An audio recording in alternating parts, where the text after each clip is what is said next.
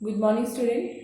Today we are discussing the next topic, that is animal breeding. Animal breeding से आप क्या समझते हैं? एनिमल ब्रीडिंग का मतलब होता है कि एनिमल जो हमारे पास जो है उनकी ब्रीड्स को, जो नेक्स्ट जनरेशन है उसको प्रोड्यूस कैसे करवाना है। ठीक है, तो हमने जो है लास्ट लेक्चर्स में जैसे एनिमल हस्बेंड्री का कंसेप्ट पढ़ा था कि हम किस तरह से लाइफ स्टॉक तैयार करते हैं, किस तरह से जो है डेयरी फार्म मैनेजमेंट कर रहे हैं, किस तरह से पोल्ट्री फार्म मैनेजमेंट कर रहे हैं, क्यों कर रहे हैं। अब यहाँ पे जो है हमारे पास जो नेक्स्ट जनरेशन जो हमारे ब्रीड्स तैयार करनी है उसके लिए हम जो है एक प्रोसेस से जो है उस चीज़ को सक्सेसफुल बनाते हैं, और प्रोसेस का नाम है आपके पास ब्रीडिंग। ब्रीडिंग का मतलब है कि हमने जो है एनिमल का यूज़ करके जो है नेक्स्ट ब्रीड को तैयार करना।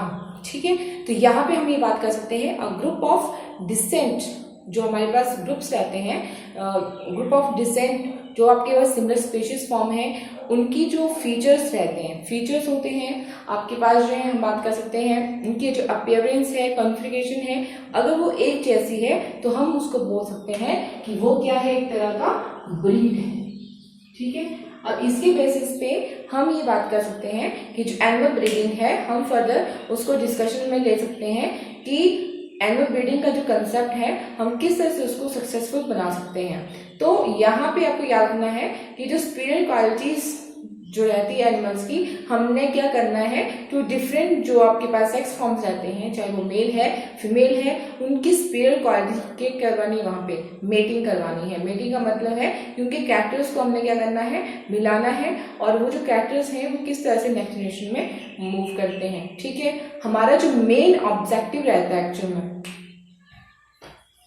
मेन ऑब्जेक्टिव क्या है एनिमल ब्रीडिंग का, मेन ऑब्जेक्टिव जो है, जैसे हमने क्या करना है, ग्रोथ रेट जो है जो एनिमल्स का है उसको किस तरह से इंक्रीज करना है, जो एग की जो क्वालिटी है प्लस क्वांटिटी है उसको इंक्रीज करना है, उसका प्रोडक्शन रेट इंक्रीज करना है, मीट है चाहे उसका भी हमने क्या करना है, उसकी क्वालिटी प्लस क्वांटिटी को एनहांस करना है।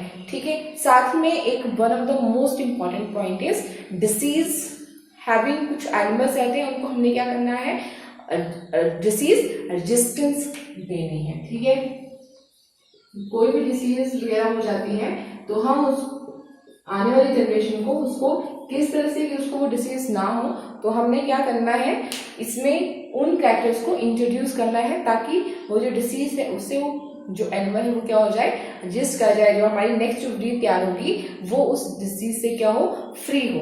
ठीक है, तो इस तरह से हम कुछ ऑब्जेक्टिव लेके चलते हैं कि एनिमल ब्रीडिंग हमने जो है वो क्यों करवा रहे हैं और कैसे करवाते हैं। अब स्टेप बाय स्टेप जो है हम एनिमल ब्रीडिंग का देखेंगे कि हम मेटिंग किस तरह से करवा सकते हैं। तो फर्स्ट पॉइंट हमारे पास आता है इन ब्रीडिंग। इन ब्रीडिंग में आपको याद रखना है, इन ब्रीडिंग का मतलब होता है कि सेम जो आपके पास जो स्पीशीज फॉर्म है, सेम ब्रीड्स को लेके क्या करवा रहे हैं, हम मेटिंग करवा रहे हैं, और जिससे आपको क्या मिल रही है, उसकी नेक्स्ट जनरेशन मिल रही है। तो इन ब्रीडिंग का कंसेप्ट आपको ऐसे ही समझना है कि सेम स्पीशीज के बीच में, सेम स्पीशीज के बीच में, मतलब जो सेम ब्रीड है उसी के विदिन क्या कर रहे हैं, हम मेटिंग करवा रहे हैं, और हमें क्या मिल रही है, वहां से नेक्स्ट जनरेशन मिल रही है। मतलब आपको ये यहाँ पे कंसेप्ट चल रहा है, कंसेप्ट समझना है कि जो 4 to 5 जनरेशन के विदिन ही क्या हो जाती है, उनमें मेटिंग हो जाती है, मतलब उसमें कोई गैप नहीं होता है। तो इस तरह के जो मेटिंग कंसेप्ट रहता है, इस तरह का जो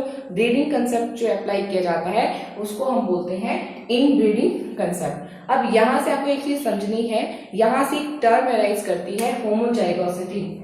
मतलब इन ब्रीडिंग कैसे करते हैं, हम पहले ये समझ लेते हैं। Superior quality of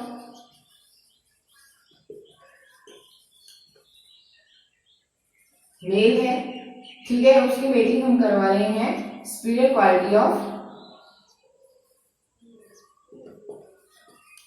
female. ठीक है, जब इनके बीच में हमने क्या करवा दी, मेटिंग करवा दी, तो यहां से क्या होता है, जो भी हमें नेक्स्ट जनरेशन मिलेगी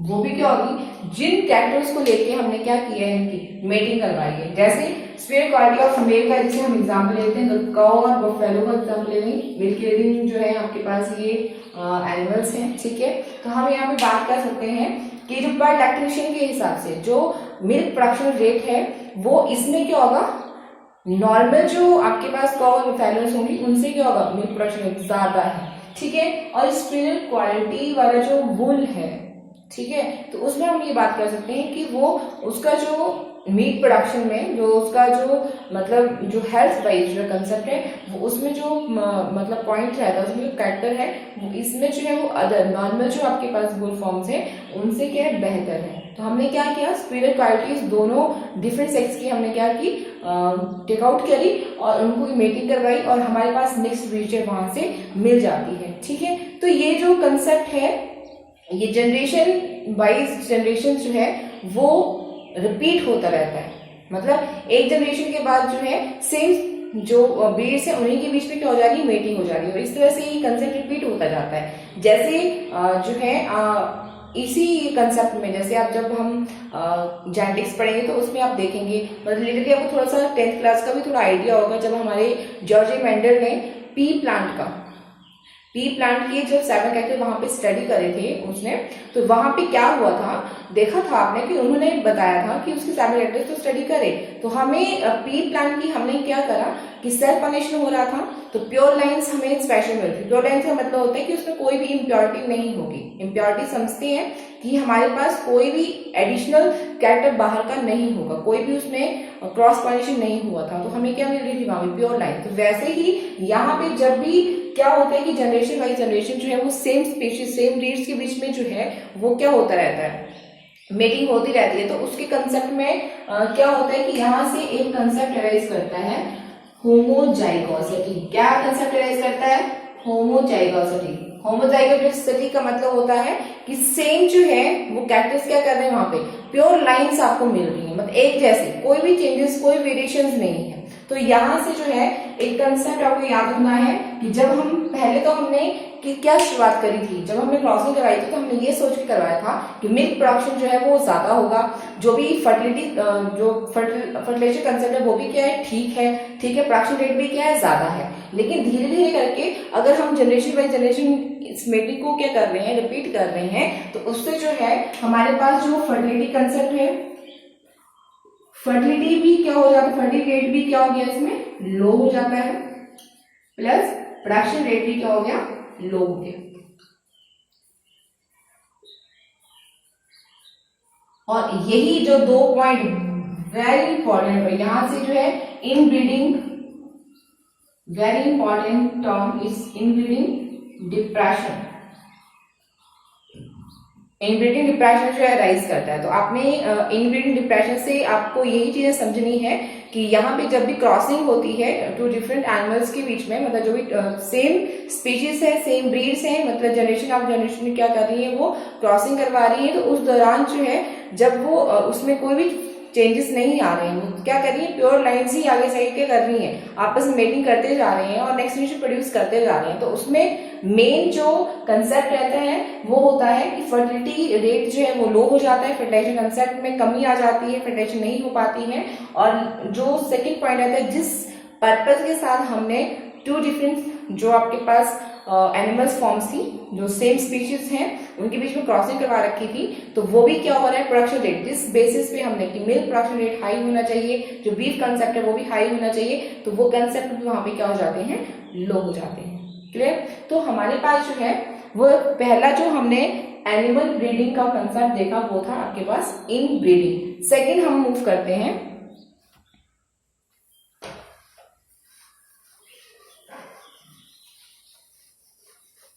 हम यहाँ पे मूव करते हैं आउट ब्रीडिंग। आउट ब्रीडिंग का मतलब क्या होता है, आउट ब्रीडिंग का मतलब है क्रॉसिंग तो हम करवा रहे हैं टू डिफरेंट एनिमल्स में, मतलब मेटिंग तो करवा रहे हैं, लेकिन वो क्या होता है कि सेम, लेकिन अनरिलेटेड जो है, मतलब कि 4 to 5 जनरेशन के बीच में उसमें कोई भी जो है लिंक नहीं होगा, मतलब उनके जो एंसेस्टर्स फॉर्म्स हैं वो वहां पे कंसेप्ट नहीं आएगा।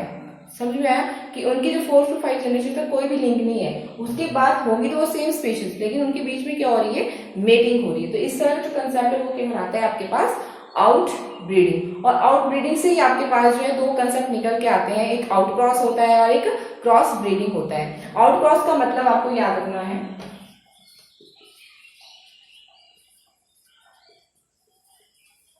और एक क्रॉस ब्रीडिंग है। और क्रॉस से आपको याद रखना है कि सेम स्पीशीज तो है, लेकिन उनका जो लिंक है वो वही कॉमन एंसेस्टर्स नहीं होते जो हम बात कर रहे थे, 4 to 5 जनरेशन तक उनका कोई लिंक नहीं है। लेकिन कंसेप्ट क्या है कि है तो वो सेम स्पीशीज है, लेकिन इतने जो 4 to 5 जनरेशन तक उसका कोई भी रिलेशनशिप एस्टेब्लिश नहीं होता है, ठीक है। और उस दौरान जो उसमें क्रॉस ब्रीडिंग होती है वो हमारे पास जो है वो क्या कहलाती है, आउट क्रॉस कहलाती है। इसी तरह से क्रॉस ब्रीडिंग का कंसेप्ट आपको याद रखना है, इसमें इसका कोई भी कॉमन एंसेस्टर फॉर्म नहीं होता है। वही कंसेप्ट आपको फिर अगेन रिपीट करना है कि 4 to 5 जनरेशन तक जो है इसका कोई भी लिंक नहीं होता है, मतलब हम क्रॉसिंग नहीं करवाते हैं। इसके अलावा जो है हम क्या करवाते हैं, 2 डिफरेंट जो है वो एनिमल्स फॉर्म में क्या करेंगे, क्रॉसिंग करवाएंगे, लेकिन होंगे वो सेम स्पीशीज भी हो सकती हैं, लेकिन डिफरेंट भी हो सकती है। इसमें कोई कंसेप्ट वो नहीं है कि इसमें वो सेम स्पीशीज ही होंगी। हो सकता है कि उसमें जब भी क्रॉस ब्रीडिंग है हमने क्या किया, 2 डिफरेंट स्पीशीज के बीच में क्या करवा दिया,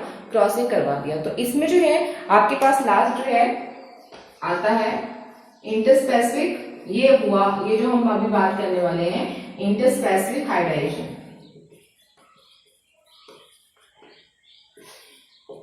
इंटरस्पेसिफिक हाइब्रिडाइजेशन का मतलब, इंटर से मतलब डिफरेंट, ये आई डिफरेंस जो आपके पास different type of species form के हमने बीच में क्या करवा देनी है, क्रॉसिंग करवा देनी है। तो जैसे आपके पास बहुत सारे हम एग्जांपल पढ़ते हैं, म्यूल है, हिमी है, ठीक है, these are all the famous example of this. अब म्यूल में क्या होता है, इसमें जो है जैसे फीमेल हॉर्स है, मेल डंकी है, 2 डिफरेंट स्पीशीज फॉर्म है, इन दोनों को हमने क्रॉस करवाया और हमें जो result we get that's mule. और हिंदी में क्या होता है, उसका उल्टा हो जाता है कि आपके पास मेल हॉर्स होगा प्लस जो आपके पास फीमेल डंकी होगा, दोनों की क्रॉसिंग करवाई और हमें we get a result hinny. अब यहाँ पे आपको एक कंसेप्ट याद रखना है, जो म्यूल और हिन्नी होते हैं वो स्टाइल होते हैं। स्टाइल का मतलब है कि वो फर्टिलाइजेशन में रोल प्ले नहीं करते हैं, ठीक है। ये प्रोड्यूस तो हो रहे हैं, हमने क्या किया कि 2 डिफरेंट स्पीशीज इसमें क्रॉस करवाया, लेकिन जो प्रोडक्शन हुआ वहां पे वो फर्दर फर्टाइल नहीं होते, वो क्या होते हैं, स्टाइल होते हैं। इसी तरह से टाइगर और लॉइन की जो कंसेप्ट रहते हैं उनकी क्रॉसिंग से भी हमने मतलब वैसे ही करना है। अगर फीमेल लॉइन है, मेल टाइगर है, मेल टाइगर है, फीमेल लॉइन है, तो इस तरह से भी जो है टाइगर लाइनर करके जो है आपके पास क्या आती है, न्यू 2 डिफरेंट स्पीशीज जो है वो मतलब ब्रीड्स अराइज कर जाती हैं, लेकिन उनमें कंसेप्ट आपको याद रखना है कि वो क्या होती है, फर्टाइल नेचर की होती है, मतलब वो फर्टिलाइजेशन में रोल प्ले कर लेती हैं इन फ्यूचर, ठीक है। अब आपके पास जो है नेक्स्ट जो हम यहाँ पे one of the most important concept जो है डिस्कस करेंगे और इस पे क्लोजिंग करेंगे आज टॉपिक की, ठीक है, दैट इज मॉइट। ओके, मॉइट का मतलब होता है, वेरी इंपॉर्टेंट टर्म, मॉइट का मतलब होता है multiple ovulation embryo transfer. Okay, multiple ovulation embryo transfer का मतलब क्या होता है, मल्टीपल ओव्यूलेशन एम्ब्रियो ट्रांसफर का मतलब क्या है आपके पास कि यहाँ पे जो है क्या करना है हमने कि जो एम्ब्रियो प्रोडक्शन रेट है, ठीक है, जो आपके पास ओव्यूलेशन है, हमने क्या करना है कि जो ओव्यूलेशन रेट है उसको इंक्रीज कर देना है मल्टीपल टाइम, बहुत ज्यादा जो रेट में उसको इंक्रीज कर देना है। आपको पता है कि एक साइकिल जब मूव करता है, अगर हम एनिमल्स की बात करें, अगर डेयरी फार्म एनिमल्स की हम बात करें तो उसमें क्या है आपके पास ऑस्ट्रिच साइकिल जो है मूव करता है, you know very well ostrich cycle. तो उस दौरान जो है वो एक साइकिल के दौरान जो है वो एक ही 1 एग प्रोडक्शन होती है, ठीक है, लेकिन हमने क्या करना है यहाँ पे जो एग प्रोडक्शन रेट है उसको इंक्रीज कर देना है। तो हमने क्या करना है, जो फीमेल काऊ है उसकी बॉडी में फॉलिकुलर स्टिमुलेटिंग हार्मोन का इंजेक्शन जो है वो इंजेक्ट कर देना है इसकी बॉडी में, ठीक है। तो क्या होगा यहाँ पे फॉलिकुलर स्टिमुलेटिंग हार्मोन क्या करेगा, ओव्यूलेशन रेट को इंक्रीज करेगा और एक एग की बजाय कितने एग प्रोडक्शन कर देगा, एटलीस्ट 8। ओके, अब यहाँ पे जो 8 एग बनते हैं, अब यहाँ पे जो है फर्दर क्या करेंगे, जो एग है इसकी हम क्या करवाएंगे, फर्टिलाइजेशन करवाएंगे, ठीक है, मीन्स क्या करवाएंगे, फर्टिलाइजेशन कैसे होगी। अब यहाँ पे या तो आर्टिफिशियल इंसेमिनेशन कंसेप्ट आते हैं कि हमने क्या किया, सीमेन कलेक्शन जो किसी भी मतलब इन्हीं की स्पीशीज फॉर्म की, जैसे मेल की हमने सीमेन कलेक्शन कर रखा है तो उसकी इंजेक्ट करने इन द बॉडी ऑफ जो कव रहेगा उसमें, ये तो आर्टिफिशियल हो गया। एक नेचुरल मेथड से भी हम क्या कर सकते हैं, मेल जो है क्या करेगा, इन एग को फर्टिलाइज करेगा। आपको पता है कि मैन नंबर्स ऑफ स्पर्म जो है वो इंजेक्ट करते हैं। अब जो काफी मूवमेंट वाला होगा, काफी एक्टिव होगा, वो इन 8 के 8 एग्स को क्या करेगा, फर्टिलाइज कर देगा। ठीक है, तो अब जब फर्टिलाइजेशन हो जाती है तो जाइगोट फॉर्मेशन होगी। जाइगोट जो है फर्दर जो है वो क्लीव करना शुरू कर देता है, तो वहां पे जो है आपके पास जाइगोट से क्या बनेगा, एम्ब्रियो बनेगा। अब एम्ब्रियो भी फर्दर जो है एक जो रेट जो है उसका एम्ब्रियो का क्या करता है, वहां पे भी सेल के करना शुरू कर देते हैं, डिवाइड करना शुरू कर देते हैं। और आपको याद रखना है कि 32 सेल स्टेज पे जब एम्ब्रियो पहुंचता है तो हमने क्या करना है, उन एम्ब्रियो को वहां से निकालना है, इंजेक्टिंग आउट करना है, और सरोगेट जो मदर्स होंगी उनकी बॉडी में क्या करना है, इंट्रोड्यूस कर देना है। और इसके बेसिस पे जो आपके पास जो पहले से जो आपके पास जो एनिमल हमने ले रखा है, जिसके हमने जो मोइट कंसेप्ट अप्लाई किया, अगेन उसको उस प्रोसेस के लिए रिपीट करते रहना है। लेकिन हमने जो है 32 सेल स्टेज एम्ब्रियो को हमने जो वहां से इजेक्टिंग आउट करना है और अदर जो फीमेल बॉडी में इंट्रोड्यूस कर देना है। और इस तरह जो है हमारे पास जो प्रोडक्शन रेट है वो इंक्रीज हो जाता है, नंबर ऑफ जो प्रोडक्शन रेट है वो इंक्रीज हो गया। तो इस पर्पज के लिए हम क्या कर रहे हैं, इसको यूज कर रहे हैं। ठीक है, तो ये वाला जो कंसेप्ट है ये आपने अच्छे से जो है समझना है, यहाँ पे अपनी नोट मेकिंग करनी है अच्छे से। ठीक है, और फिर नेक्स्ट जो है हम जो है अदर जो भी मैनेजमेंट्स रहती हैं अदर एनिमल्स की, जिनसे कुछ ना कुछ जो प्रोड्यूस हो रहा है। अभी तक हमने जैसे मिल्क प्रोडक्शन का देखा, ठीक है, पोल्ट्री फार्म मैनेजमेंट का देखा। इसके अलावा जो है आपके पास आगे जो आने वाले कंसेप्ट हैं जिसमें हम जो एपिकल्चर कंसेप्ट पढ़ेंगे, फिशरी का कंसेप्ट पढ़ेंगे। ठीक है, थैंक यू।